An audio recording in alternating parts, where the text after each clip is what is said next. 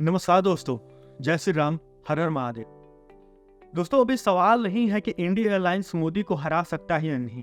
सवाल यह है कि मोदी को विपक्षी गठबंधन क्यों नहीं हरा पाए। 2014 के चुनाव के वक्त बहुत कम पत्रकार थे जो चुनावी हवा को समझ पाए थे। उस समय ज्यादातर पत्रकारों का आकलन था कि भाजपा 2004 और 2009 में सबसे बड़ी पार्टी के तौर पर उभरने में विफल रही थी, लेकिन 2014 में ज्यादा से ज्यादा वह सबसे बड़ी पार्टी के रूप में उभर आएगी।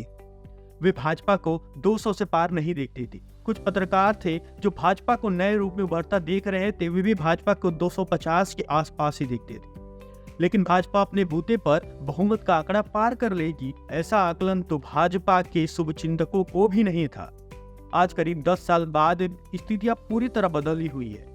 10 साल पहले जिस मानसिकता के पत्रकार भाजपा के 200 से कम सीटों का आकलन कर रहे थे, वे 10 साल बाद भी 2024 में भाजपा को 200 से नीचे ही रख रहे हैं। लेकिन जो 250 के आसपास का आकलन कर रहे थे, वे 303 के पार का आकलन कर रहे हैं। मोदी की लोकप्रियता से प्रभावित पत्रकारों का आकलन है कि भाजपा इस बार 350 सीटों का आंकड़ा पार करेगी।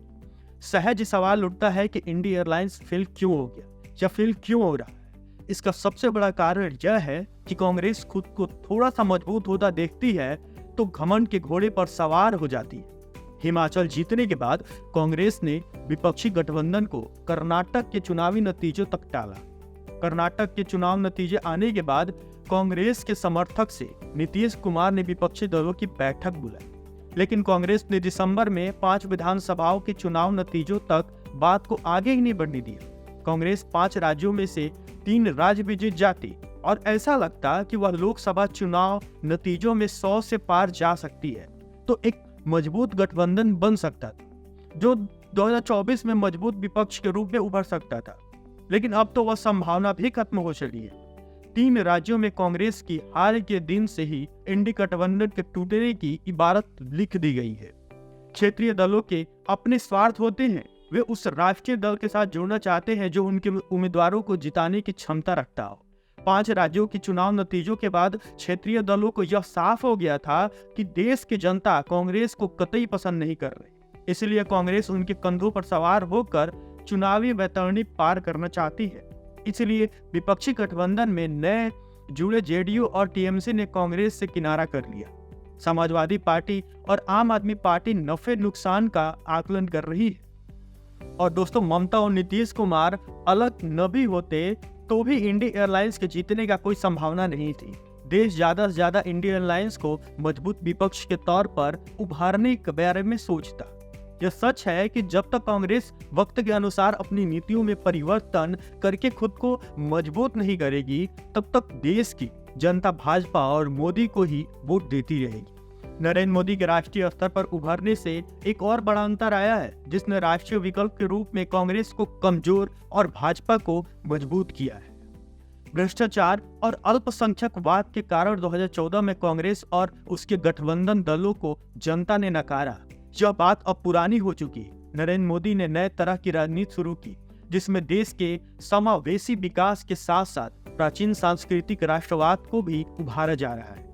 दोस्तों, आजादी के बाद से ही देश की 85% हिंदू जनता जिस घुटन को महसूस कर रही थी, मोदी ने उस घुटन से मुक्ति दिलाई है। काशी विश्वनाथ कॉरिडोर, उज्जैन में महाकाल मंदिर कॉरिडोर के बाद अब असम में कामाख्या मंदिर कॉरिडोर और मथुरा में कृष्ण जन्मस्थली कॉरिडोर का विचार 80% जनता को नई आजादी का एहसास करवा रहा है।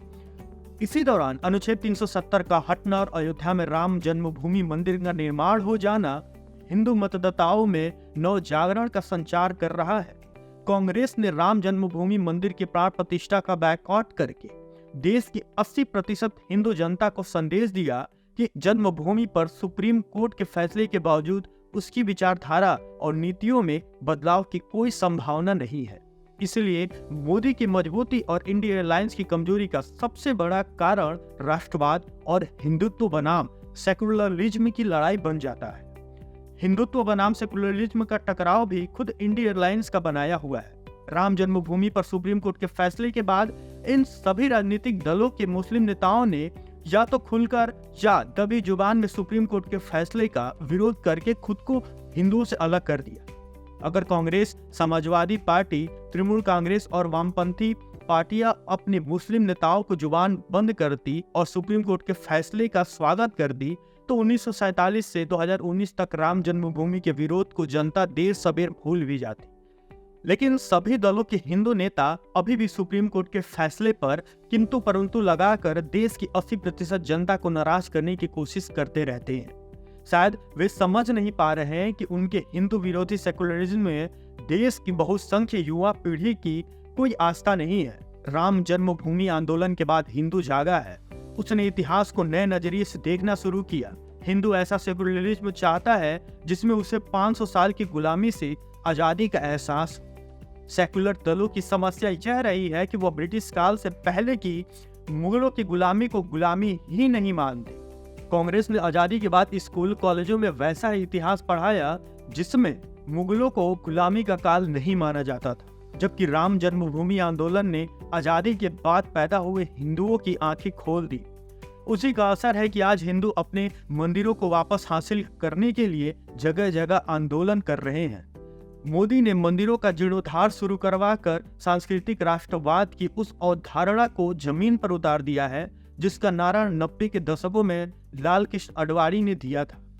मोदी सरकार ने आडवाणी को भारत रत्न देकर आडवाणी को ही नहीं, देश की 80% हिंदू जनता को भी सम्मानित किया है, जो सांस्कृतिक राष्ट्रवाद के रूप में नए आजाद भारत को साकार होते देख रही है। विपक्ष यह समझ नहीं पा रहा कि बदले हुए जागृत भारत में एक तरफा और फर्जी सेकुलरिज्म की विचारधारा भाजपा और मोदी को हराने में अक्षम है। शायद विपक्ष अब सोचना ही बंद कर दिया है, इसीलिए ना वो कुछ अच्छा बोलते हैं ना ही कुछ अच्छा करते हैं, जबकि जो अच्छा हो उसका विरोध करते हैं और जो बहुत अच्छा हो उसका तो बहुत ज्यादा विरोध करते हैं। दोस्तों आशा करते हैं आपको ये जानकारी और वीडियो पसंद आई होगी। अगर वीडियो पसंद आई है तो इस वीडियो को लाइक तथा हमारे चैनल को सब्सक्राइब अवश्य करें। जय श्री राम दोस्तों, हर हर महादेव, धन्यवाद।